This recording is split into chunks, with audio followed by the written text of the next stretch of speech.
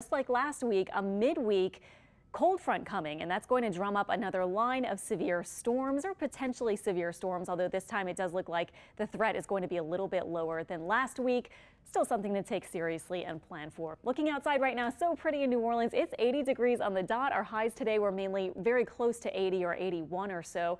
We stay nice and warm through Tuesday. We anticipate that severe risk to be late Wednesday. If you're wondering about timing, afternoon and evening, and then leaving quickly. This will be another fast mover so that by Thursday and Friday, looks really pleasant and temperatures will be back in the 70s ahead of another rain chance over the weekend. But that one won't be one of these severe lines of storms. That will be more like a disturbance, just kind of drumming up some scattered rain. It looks like mainly on Saturday.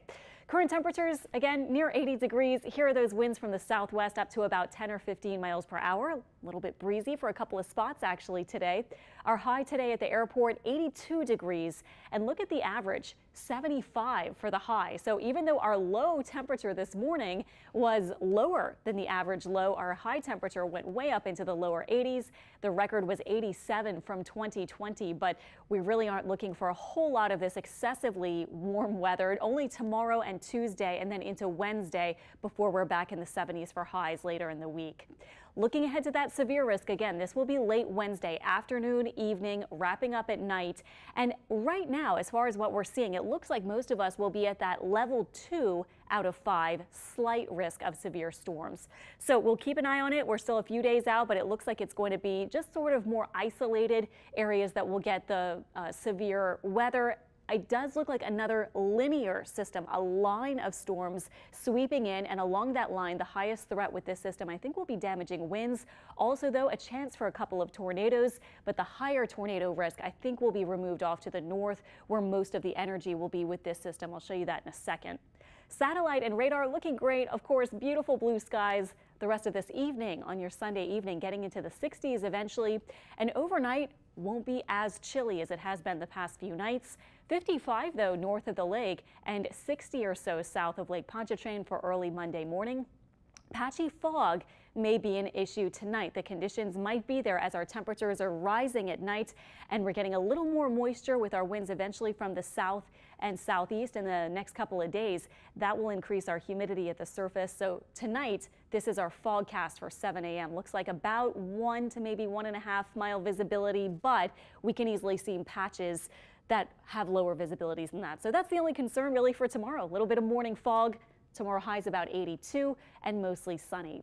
The chance for rain this week stays low Tuesday, jumps up on Wednesday for the second part of the day, back down Thursday and Friday, and there is your chance for a few showers on Saturday. So the weekend coming up will be a little different from this absolute perfection that we had this weekend.